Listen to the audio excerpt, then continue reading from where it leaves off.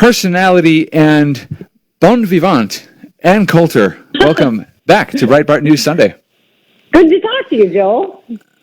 Well, Ann, we are living in the world you predicted, although I should say you predicted it many times over.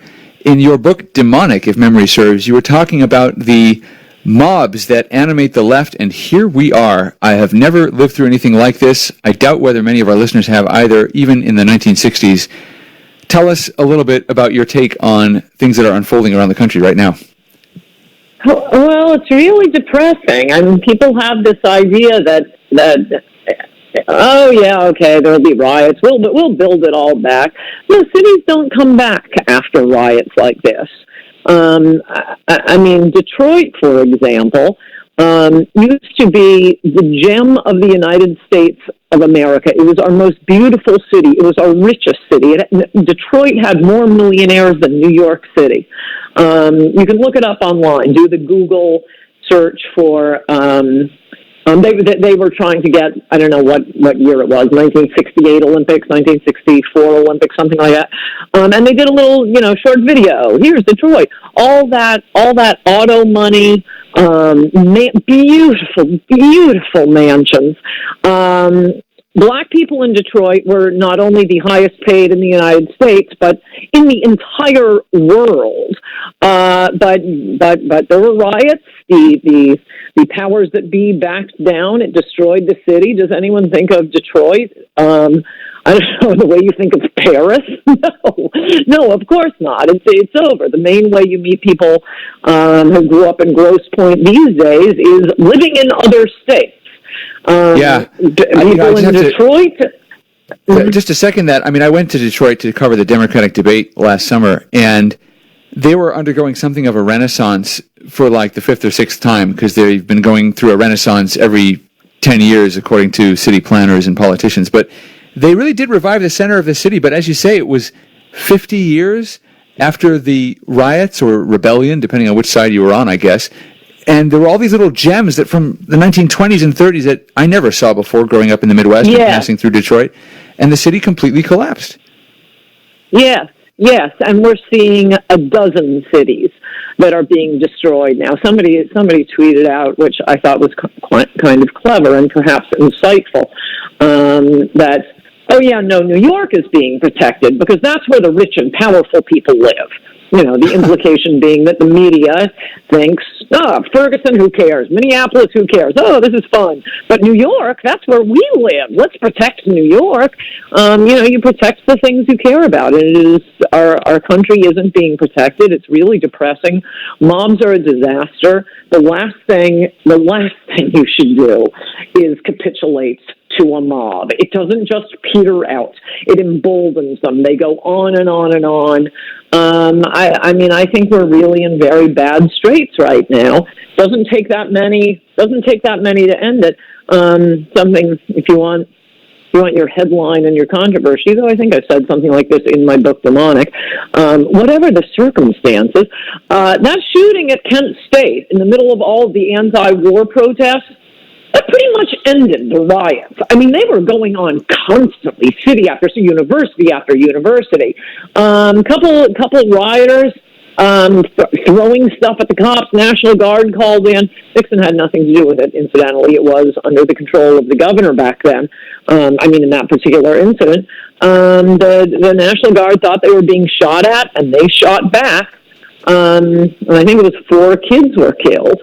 It doesn't take much for the forces of civilization to defend itself, for these cowards to go running. But there is no pushback. There has been no pushback for, many. I mean, Antifa, Mitt Romney's favorite organization, and Marco Rubio. Remember the wonderful things they had to say about Antifa after Charlottesville?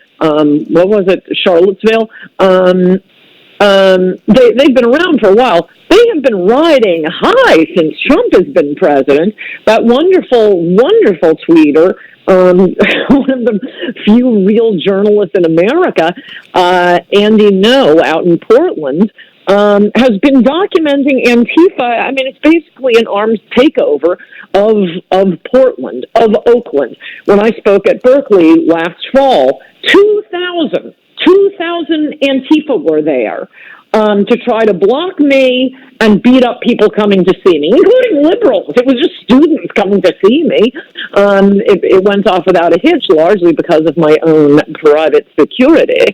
But nothing has been done about this. It's been going on for 4 years, which is why, if you've noticed, I've been a little testy with the president on Twitter. He's the president. I keep hearing people say, oh, he thinks this is going to be like 1968 and Nixon running on Law and Order. Okay, but see, Mr. President, the difference is when Nixon ran on Law and Order, he wasn't president. He wasn't responsible for the riots that had taken place.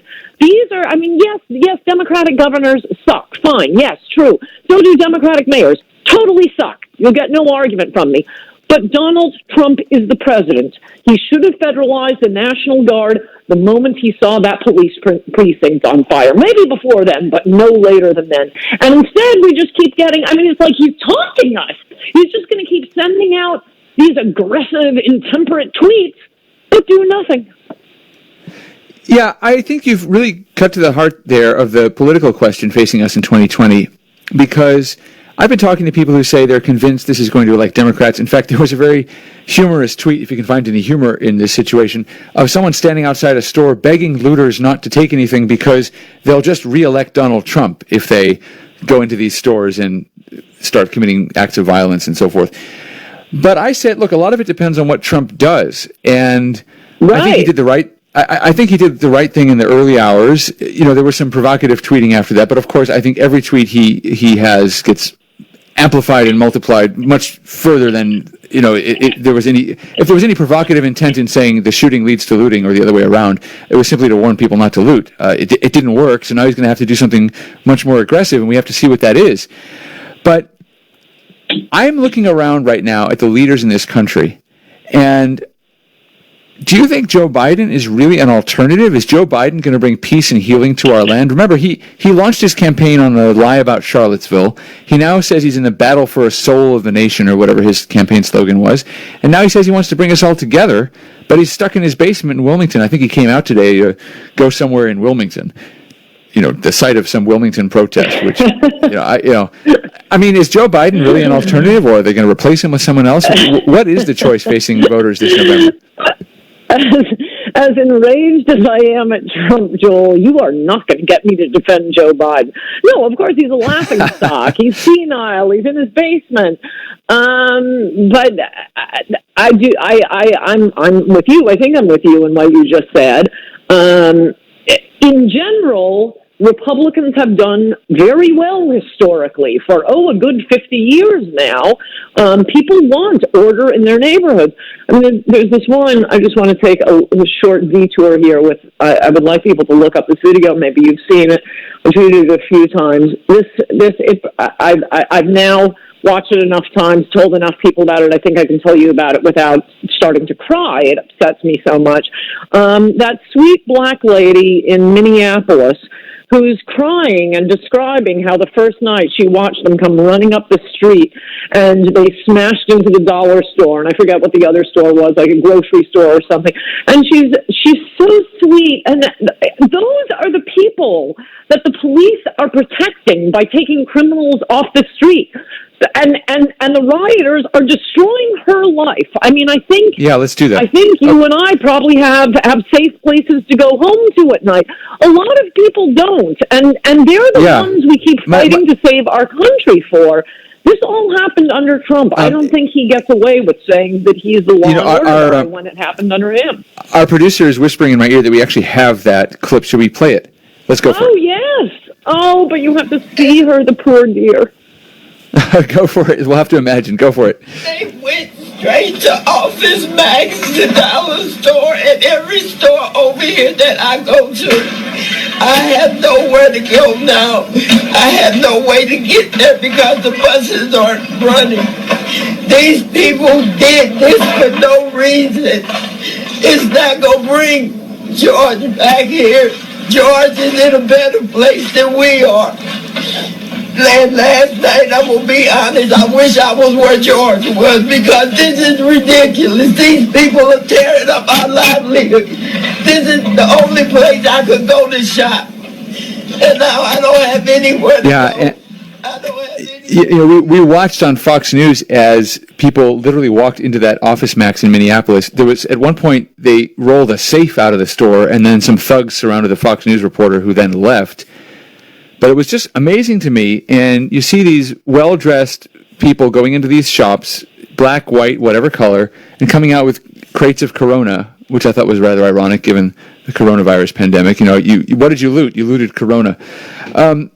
You know, it's Louis Vuitton. It's heartbreaking what's being done to the most vulnerable people in America. I mean,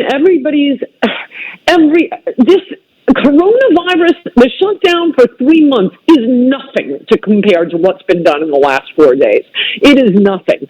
And to just be getting law and order tweets from the president instead of sending in the National Guard, no, he doesn't get to run on law and order, particularly when he idiotically listens to the genius Jared and push that First Step Act to do what? Release criminals. I knew this would happen. I did not think it would happen under a Republican. I certainly didn't think it was going to happen under Donald Trump. Well, let's talk about that for just a second. I wonder where the goodwill has gone. Maybe some of it is still there, but Donald Trump, and I actually got a lot of heat over this last week for saying on a radio show that Donald Trump had gone further than any Republican president in reaching out to the African American community, which I think is true. So does that win him any credibility in this situation where, once again, to my mind, he did the right thing? He was very quick to express empathy with George Floyd. He got the FBI and the DOJ involved and Attorney General Barr, and all he got for that was grief. And now the Democrats like Susan Rice are telling him that he's to blame because he didn't listen to Colin Kaepernick. You know, I joked that maybe she thought it was a YouTube video or something. Does this build anything for Donald Trump, or does this break down? I mean, where does this leave him in terms of his outreach to the black community? The president that did more for African Americans than any other president was Richard Nixon. He desegregated more schools in the South just during his administration than any other administration before or since. He was pedal to the metal, whether he was a United States senator or as president. He was read the true history of America and civil rights and the Democratic Party in my magnificent book, Mugs. He did it. And Trump has been good for African Americans. If your idea of an African American is, Kim Kardashian and Kanye, if your idea is that woman we just heard crying, he hasn't done a thing. He hasn't done a thing, and he would have done something. What is so heartbreaking and what does fuel my anger here is that his campaign was so magnificent. The promises he made, if he had kept his promises on immigration, on building the wall, on infrastructure, on bringing manufacturing home, oh my gosh, employment in the black community would have exploded. These rioters we see now and we saw back in 2014, what we seem to have on our hands are a lot of idle, young, high testosterone, young black men. Antifa is a separate issue. They should just go straight to prison. And it's a big thing on the liberal networks like MSNBC. I haven't really talked about it recently, but this campaign of theirs, block the box. They want to not allow employers to ask if you've been convicted of a crime, because unfortunately a lot of African American men have been convicted of crimes. But I'm sorry, you can't drive a Brinks truck or work at a nursing home if you've been convicted of a crime.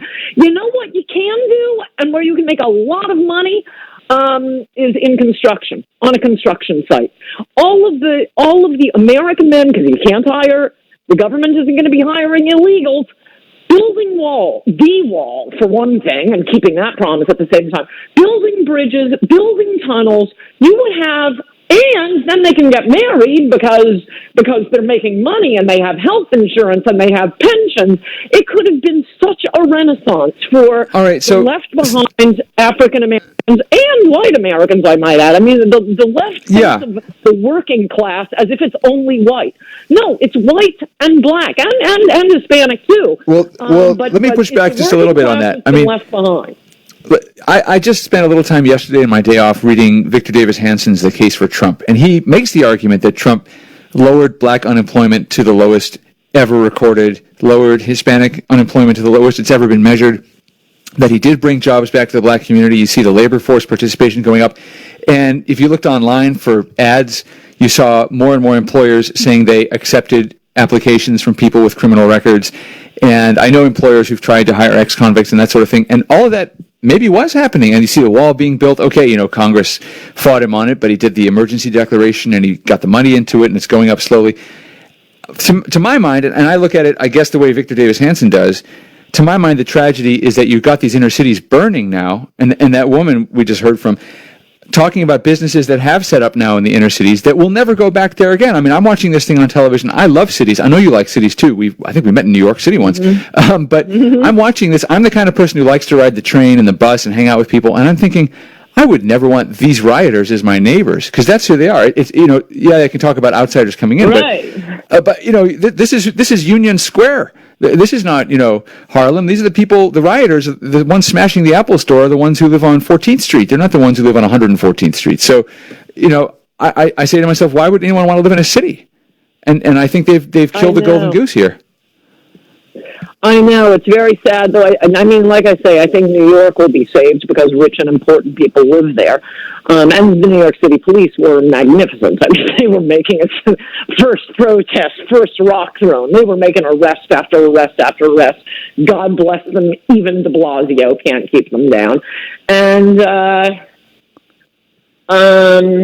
look, I know, I know people are hanging on, and good patriotic Americans who love their country and are terrified by what's going on are hanging on to Trump and hope in Trump like flotsam in after the sinking of the Titanic. So I don't really want to, I'm not in the mood for bursting your bubble. I'm pessimistic about what's going to happen for the next 4 years, and I hope things pick up. I will say one thing, just because it's driving me crazy that nobody remembers this. As for the highest black, or lowest black unemployment ever, the lowest Hispanic unemployment ever, we attacked Obama.